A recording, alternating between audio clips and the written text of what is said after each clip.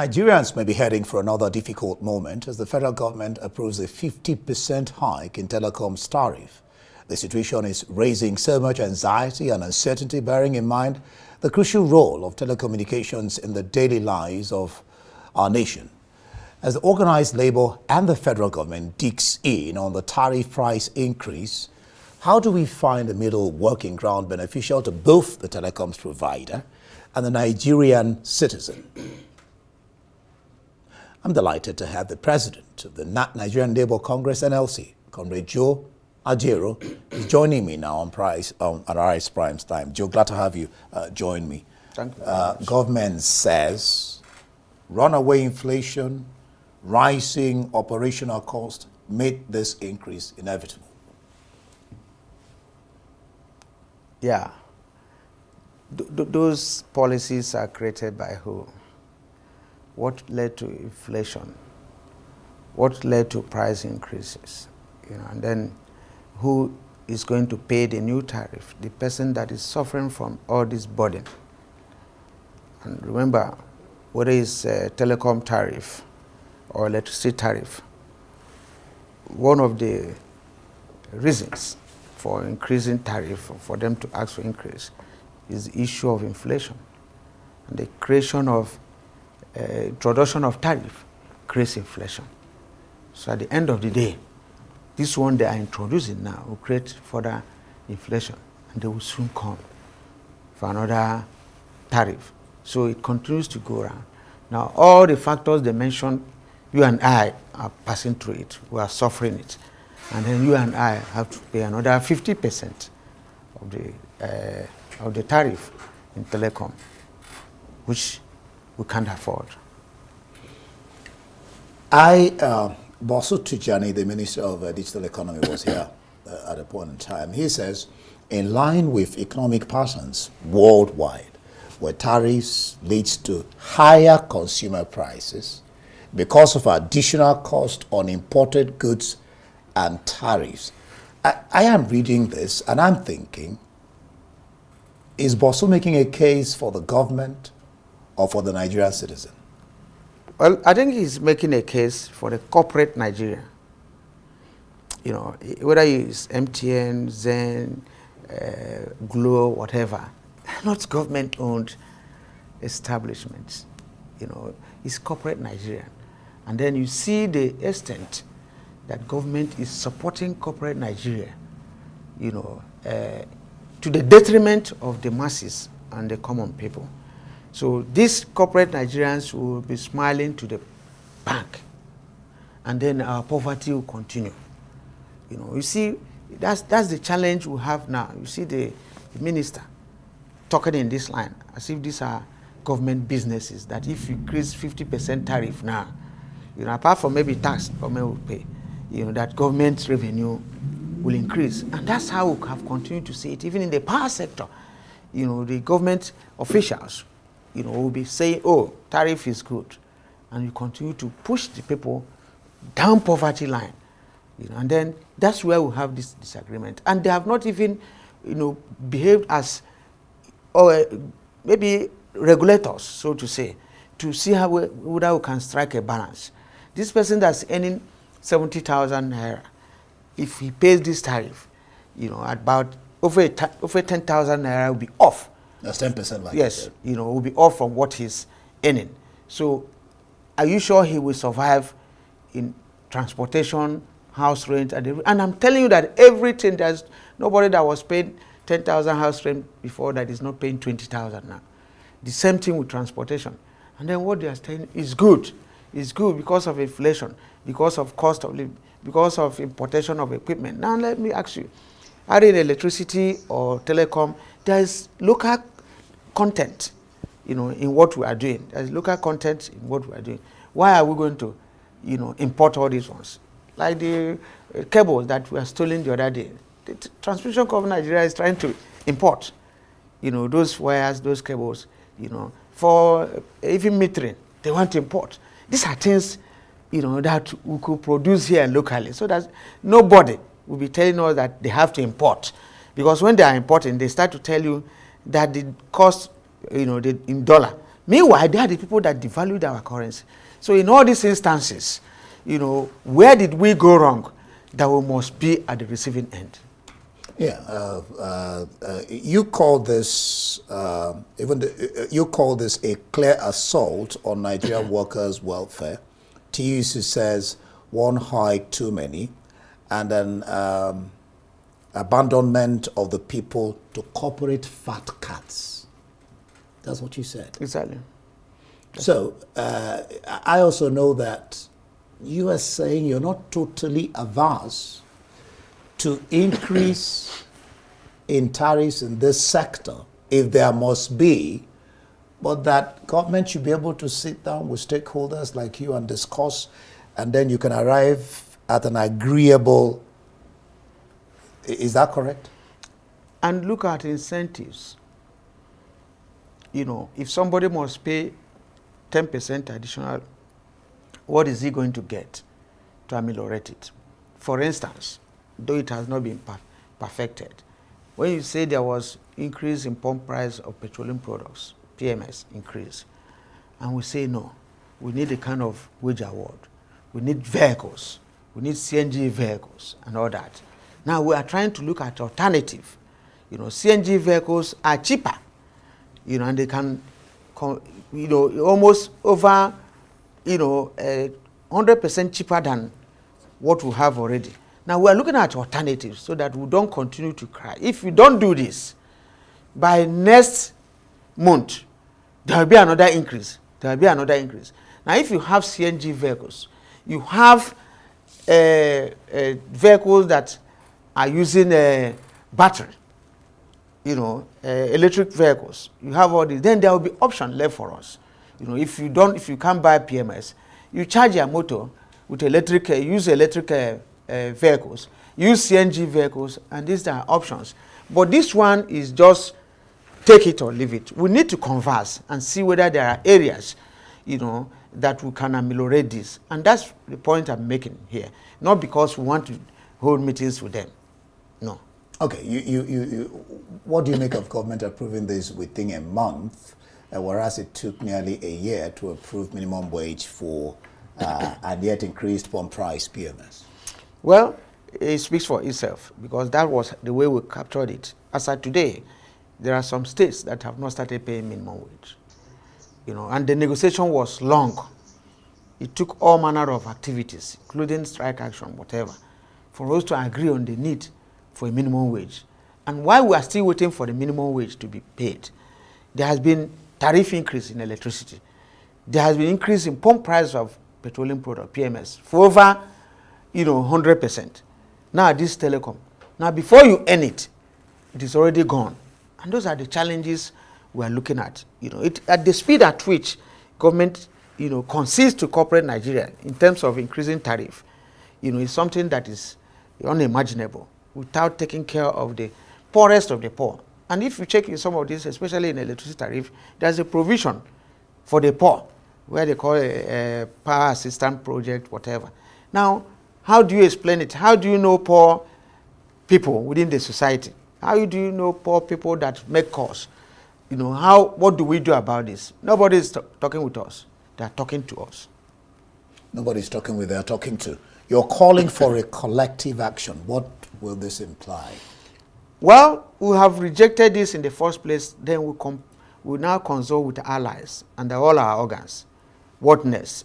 And in our statement, we insisted that it will include even boycott, of this facility, because you can't continue to tell people take it or leave it, and that's not the way. If I can have my way, I may decide not to make call for a whole day, for a whole week, or whatever, and then whether that will give them more money, and then we'll find out. So, but it's not just a one jacket option that is open for us. Yeah, you just mentioned it now. You're calling for telecoms, for a boycott of telecom services.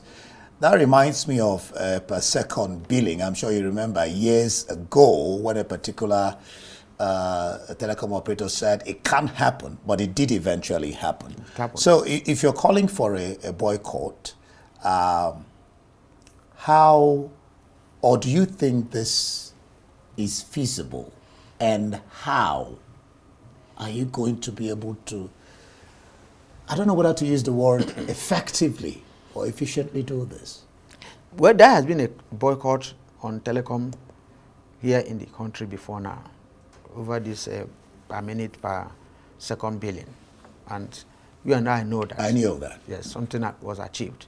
So it's not impossible, especially when it is driven, assuming that is the option we are going to choose, when it is driven by an organization like ours with millions of membership.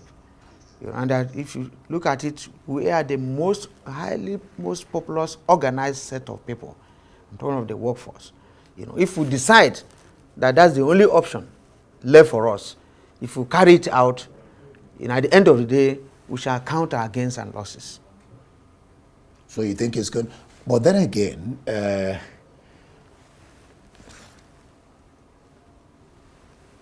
Nigerians seem not to have confidence anymore, Joe, in NLC, TUC protecting them.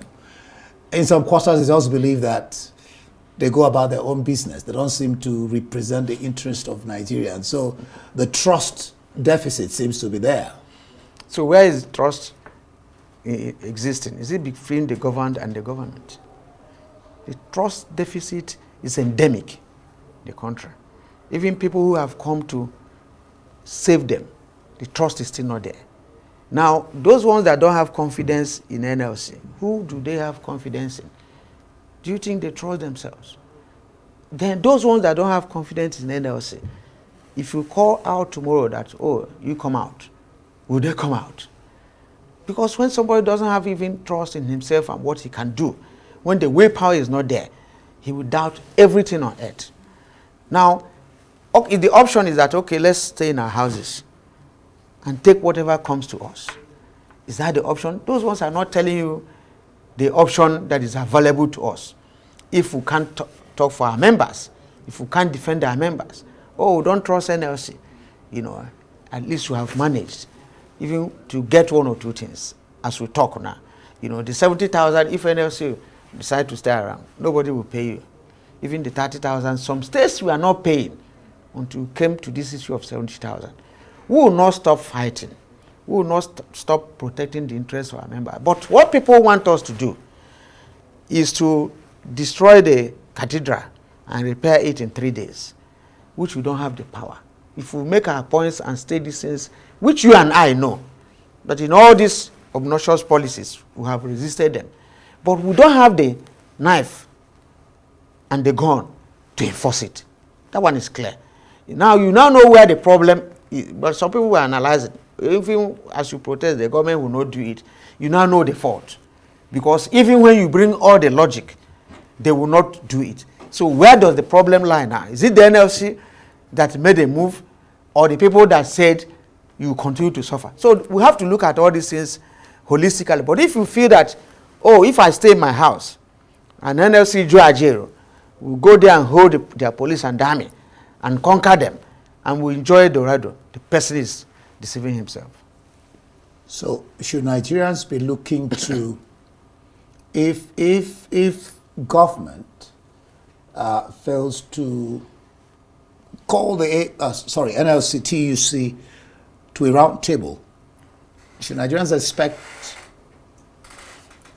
not just a boycott? Are you going to bring Nigerians out on the street, or?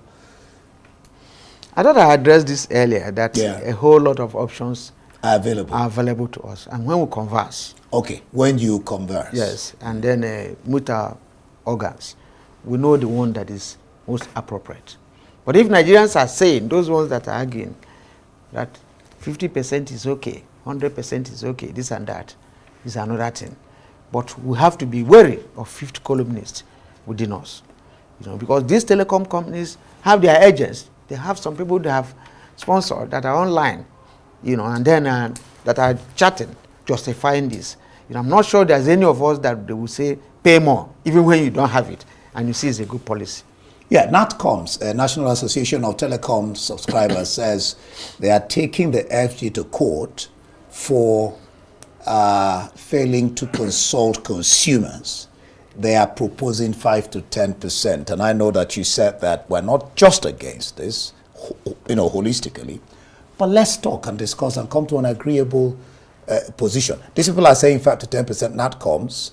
If government, what do you make of it? And if government says, okay, let's talk, what will be NLC's, TUC's, and all the organized labor's range? We'll look at the books. I can't from my head now say 10%, 20%. It's not done that way. Now, is it actually true that these people are operating at a loss? Before now, nobody could talk about 20,000 subscribers. Today, you have over 100 million subscribers. Does it mean profit or loss? Because you have a robust market that costs are coming. You have a sector that is not providing services. Because when they look at this tariff, design and adjustment based on cost reflective and without looking at service reflective, then that's where the problem lies.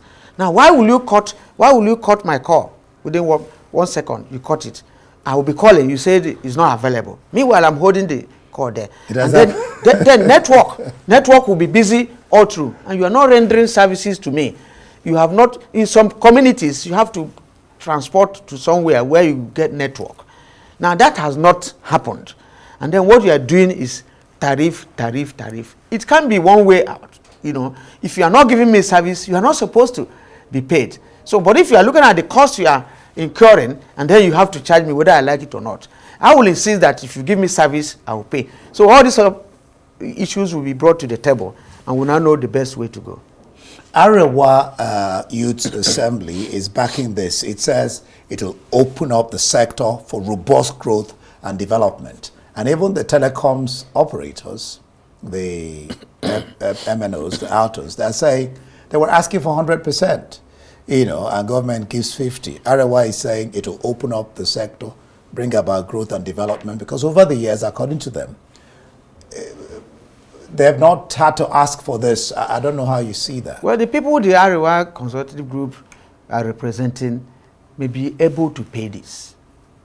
They may be buoyant enough. Their members may be buoyant enough to pay this. But I'm saying that our members that are earning 70,000, if you take away this, it will not be enough. So, without prejudice to the members they represent and the one we represent, every group are free to express, their own views. Free speech. Based on the interests of the people they are representing. But as far as the workers are concerned in this country, and the people that are earning 70,000, if you take over 10,000 from their money, they will not be able to operate. It will not be too palatable for them. Those are the points we have made. And you see these days people, chat, people ping, people do all manner of things, and then you see the cost of data within that period. You see that it's not going to be palatable. So as for me and the members that we represent, it's difficult for us to, but there may be other people, who will be able to. Actually, talking about students are lamenting that this will hinder learning and research, and are asking for reversal. Yeah, you can still see what I'm saying. For those ones, you discover that it is going to be difficult for them, to cope. Because those of them that do online, by the time you stay for 30 minutes, your data is gone, on and on and on. Some of them must even get their lessons through, e-learning and all that. So how are they going to survive, all these people? Now, for those in the student category, for those of us who are workers, it is going to be a challenge for us. For some other people, like you said, it's a welcome development. Well, Bosso, the minister is saying here that this was actually necessary, or no more phones and no more texts. And he asked me when I was discussing with him, how would it look like if you and I would not have a phone? We can't do business, because almost all businesses are done now with, unlike when we didn't have phones before, they used to call it not or something. And then there was a time, so he was saying that this is necessary. Otherwise, that we may not get to a place where we don't have phones. No, he's being economic with the fact, those businesses we are doing on phone amounts to millions to them. If I'm chatting now, my data is running. He refused to do that. Period to now, it was not free. Because if we have moved all our businesses, learning, even court proceedings, and then we use Zoom, we use all these ones, as every minute means money to the telecom companies. So it's not like it was free before and they now want to introduce money.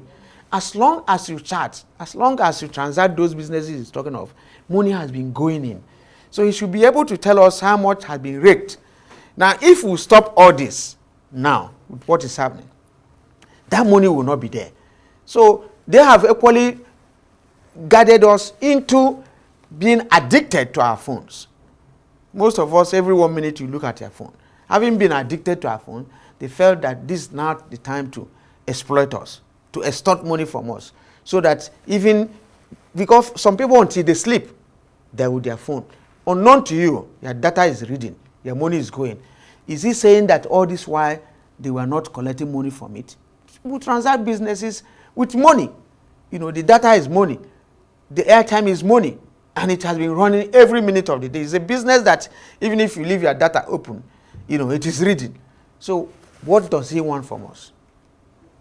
So going forward, what are you looking at? Because I know you talked about it's not something you can run off your head. When are you looking at probably getting down with your allies and making a decision and coming out with one for the whole nation to know your stance against... What happens in democratic societies, in civilized societies, is that matters like this are based on consultation. And I keep on saying that there is this stakeholder theory, all that will do. And then if you miss it, you go back to it. So that we'll be on the same table, be on the same page, and see how we'll resolve this problem. And that is what we're insisting on. Probably if we move into this area, we should be able to find ways, of surviving, this Holocaust. Nobody can just impose 50%. Now, even the developed worlds that they are citing, can't come up to say 50% tariff increase on any product. They take it, in most cases, piecemeal.